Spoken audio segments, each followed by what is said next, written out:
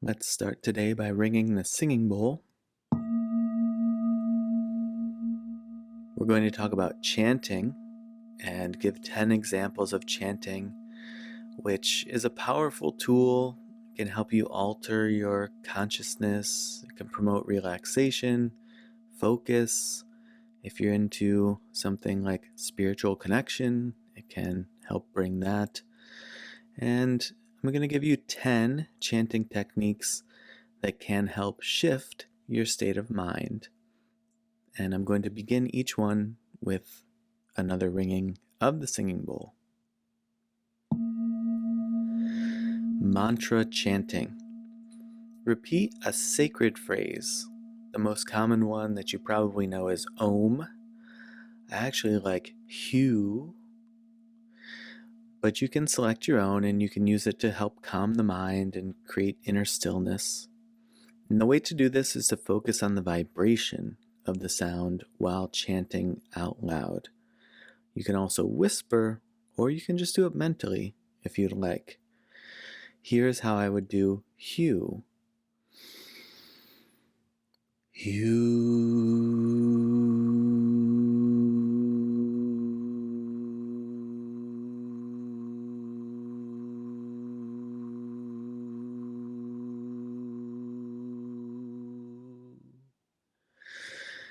So a big deep breath in, and then whatever phrase or sound you're using, really do what you can to feel the vibration and repeat this as many times as you're able or as many times as you would like in order to feel the shift and feel the benefits of the sound.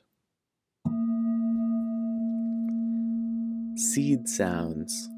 These are single syllable sounds that some people believe can activate energy centers. For example, if we're talking about chakras, I talk about Lam, it's considered grounding, Vam, creativity, Ram, confidence, Yam, love, Ham, expression, Om, intuition, and Aum, spiritual connection. Select any of those examples and give it a try, especially if it aligns with what you're trying to accomplish with your chanting. Toning. Sustaining a single note or vowel sound to create resonance in the body is what toning is. Example, if you're repeating ah for the heart or e for the head, it can help clear energy blockages, as some folks believe. And this technique, even aside from that, can promote deep relaxation and vibrational awareness, healing, enjoyment. Call and response chanting. So this is a devotional singing practice often used in bhakti yoga. It involves repeating Sanskrit or spiritual phrases with music. It can create a trance-like euphoric state when it's done in groups.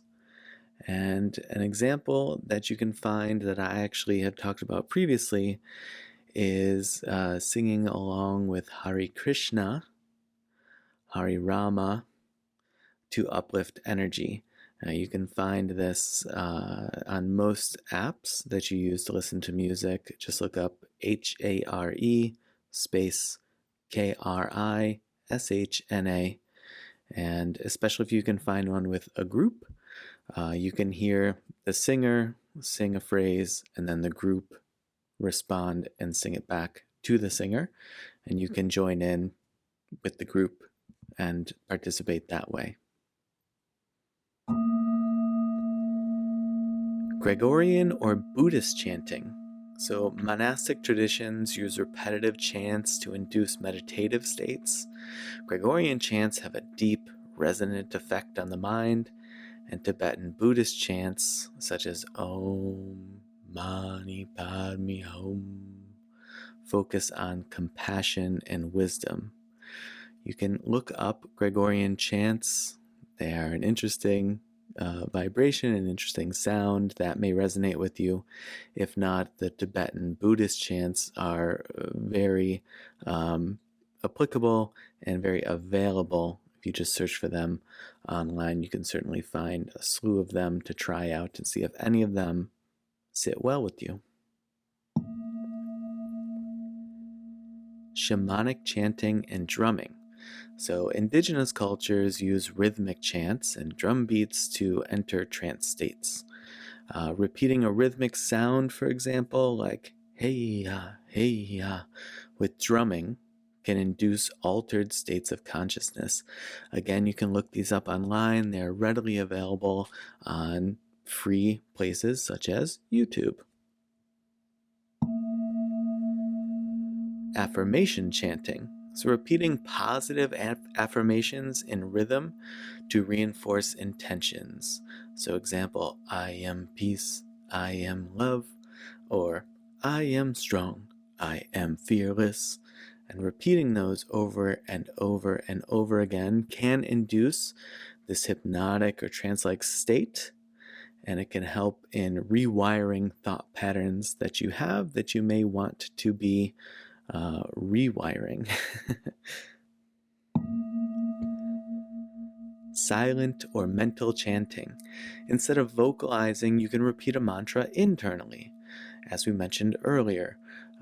It's a more subtle, but in some cases equally effective for deep focus and meditation.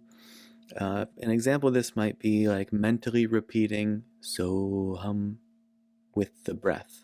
So in the in-breath, you can do so, and then the out-breath, you can do hum.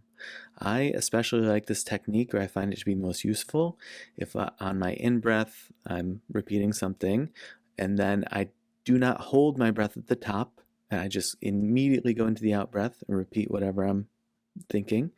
And again, when I complete the out-breath, I don't take any pause before going to the in-breath. So it's really circular, and it's much quicker. So you don't pause after the inhale, and you do not take a break after the exhale.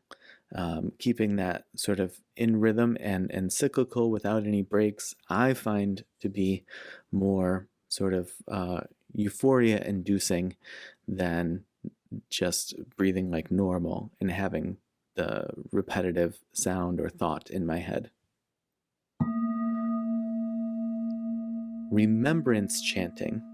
So this is used in Sufi mysticism to connect with the divine. An example of this would be repeating, "There is no God but God," rhythmically. This is meant to induce ecstatic states and deep devotion. If you're familiar with the poet Rumi, he is a famous Sufi mystic and poet, and you can find some phrases like this in some of his work, and you can certainly find or choose another one that might suit your belief system or your purpose for the chanting better. Humming, overtone singing. So humming or throat singing activates vibration in the body. This can enhance relaxation and focus. An example would be humming deeply with your eyes closed to stimulate the vagus nerve. So simply close your eyes and hum deeply.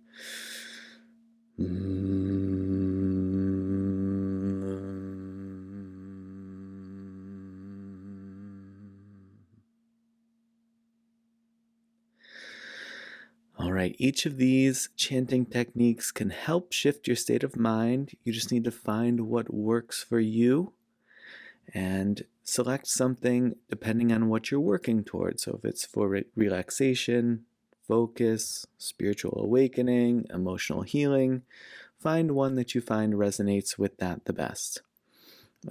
If you find any of these useful, or if you'd like to share anything in the comments, I'm sure I and the community would really appreciate it.